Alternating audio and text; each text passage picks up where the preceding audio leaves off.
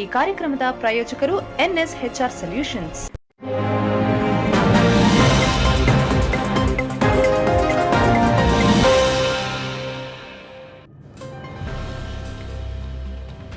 ಸಾಂಸ್ಕೃತಿಕ ನಗರಿ ಮೈಸೂರಿನ ಕುವೆಂಪು ನಗರದಲ್ಲಿರುವ ನವನವೀನ ವಿಭಿನ್ನ ವಿಶೇಷ ಶೈಲಿಯ ಹಾಗೂ ನೇರವಾಗಿ ನೇಕಾರರಿಂದ ಗ್ರಾಹಕರಿಗೆ ಸುಲಭವಾಗಿ ಕೈಗೆಟುಕುವ ದರದಲ್ಲಿ ಲಭ್ಯವಿರುವ ಮಳಿಗೆ ಎಂದರೆ ಅದುವೇ ವರಲಕ್ಷ್ಮಿ ಸಿಲ್ಕ್.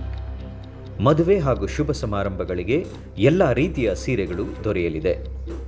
ಚಲನಚಿತ್ರ ನಟಿ ತನಿಷ್ಕಾ ಮಳಿಗೆಯನ್ನು ದೀಪ ಬೆಳಗುವುದರ ಮೂಲಕ ಉದ್ಘಾಟಿಸಿದರು. ನಂತರ ಸುದ್ದಿಗಾರರೊಂದಿಗೆ ಮಾತನಾಡಿ ಶುಭ ಕೋರಿದರು. ಈ ಸಂದರ್ಭದಲ್ಲಿ ವರಲಕ್ಷ್ಮಿ ಸಿಲ್ಕ್ನ ಮಾಲೀಕರಾದ ಲಕ್ಷ್ಮೀನಾರಾಯಣ ಹಾಗೂ ಕುಟುಂಬದವರು ಮತ್ತಿತರರು ಹಾಜರಿದ್ದರು.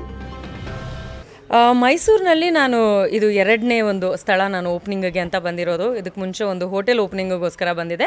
ಅದು ಬಿಟ್ಟರೆ ಇವತ್ತು ಸಾರಿ ಪ್ಯಾಲೇಸ್ಗೆ ಓಪನಿಂಗ್ ಅಂತ ಬಂದಿದ್ದೀನಿ. ವರಲಕ್ಷ್ಮಿ ಸಿಲ್ಕ್ಸ್ ಅಂತ ಹೇಳಿ ಈ ಒಂದು ಔಟ್ಲೆಟ್ ಕುವೆಂಪು ನಗರಲ್ಲಿದೆ. ಮೈಸೂರಿಗೆ ಬರೋದು ಅಂತಂದ್ರೇ ಒಂದು ಖುಷಿ. ಅದ್ರ ಜೊತೆಗೆ ಈ ಒಂದು ಸ್ಯಾರೀಸ್ ಅಂತಂದರೆ ಹೆಣ್ಮಕ್ಳಿಗೆ ಸಿಕ್ಕಾಪಟ್ಟೆ ಇಷ್ಟ ಇರುತ್ತೆ. ಸೊ ಮೈಸೂರು ಸಿಲ್ಕ್ ಅಂತಲೇ ಒಂದಷ್ಟು ಫೇಮಸ್ ಆಗಿರುವಂತಹ ಸ್ಯಾರೀಸ್ ಇರುತ್ತೆ. ಸೊ ಅದರಲ್ಲಿ ಒಂದಷ್ಟು ಕಲೆಕ್ಷನ್ಸ್ನ ನಾನು ಇಲ್ಲಿ ನೋಡಿದೆ.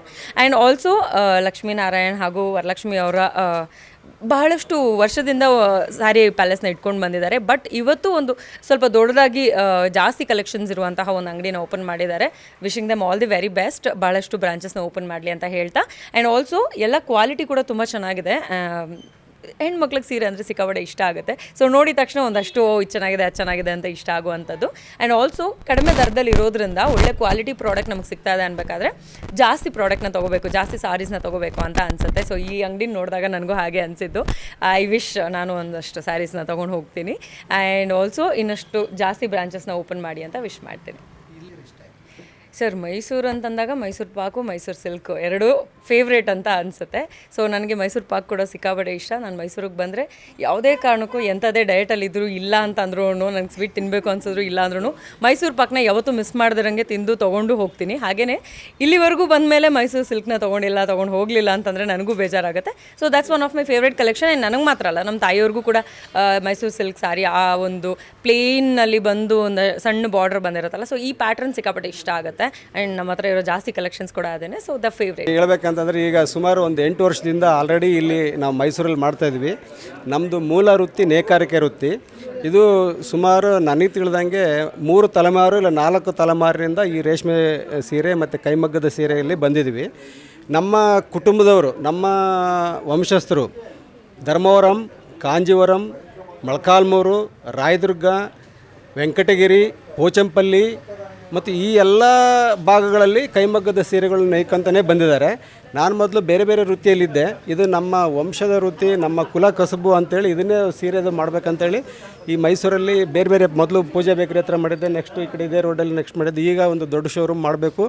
ಆಮೇಲೆ ಮೈಸೂರು ಜನರಿಗೆ ಒಂದು ಕುವೆಂಪು ನಗರದಲ್ಲಿ ಸಿಟಿಗೆ ಹೋಗೋಕ್ಕಿಂತ ಮುಂಚೆ ಇಲ್ಲೇ ಬಂದು ತೊಗೊಂಡೋಗಲಿ, ಆಮೇಲೆ ಸಿಟಿಗಿಂತ ಕಡಿಮೆ ಬೆಲೆಯಲ್ಲಿ ನಾನು ಕೊಡಬೇಕಂತ ಇದು ದೊಡ್ಡದಾಗಿ ಒಂದು ಶೋರೂಮ್ ಓಪನ್ ಮಾಡಿದ್ದೀನಿ. ನಾನು ಜನಗಳಿಗೆ ಹೇಳೋದು ಇಷ್ಟೇ, ನಮ್ಮ ಸ್ವಂತ ನಾವೇ ಖುದ್ದಾಗಿ ನೇಯೋದ್ರಿಂದ ಗ್ರಾಹಕರಿಂದ ನೇರವಾಗಿ ನೇಕಾರರಿಂದ ನೇರವಾಗಿ ಗ್ರಾಹಕರಿಗೆ ತಲುಪಿಸೋಂಥ ವ್ಯವಸ್ಥೆ ನಾನು ಮಾಡಬೇಕಂತೇಳಿ ಇದು ಮಾಡ್ತಾಯಿದ್ದೀನಿ.